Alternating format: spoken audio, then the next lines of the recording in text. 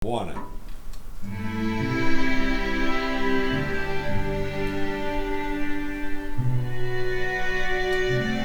Stop.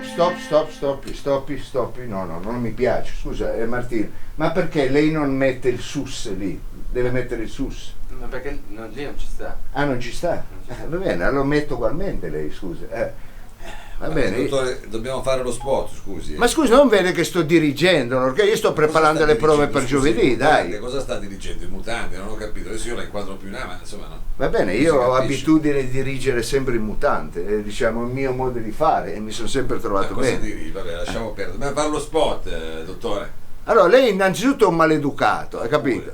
Disturbare non è pertinente, è come, che ne so io, andare ad Amsterdam portandosi il fumo da casa, scusi.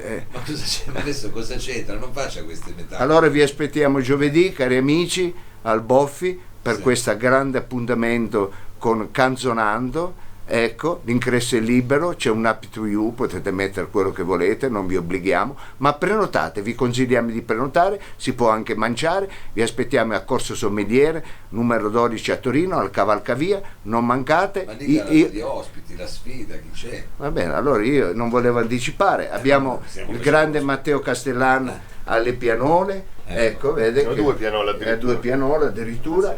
Avremo poi come sempre il Re Martino. La sfida sarà interessantissima, ma non voglio anticipare chi saranno in sfida. Vi aspettiamo e allora, come sempre Non dico, anticipi, dottore. non faccia il piccio. Questo giovedì venga al birrificio. Continuiamo, dai, forza, finita la pausa.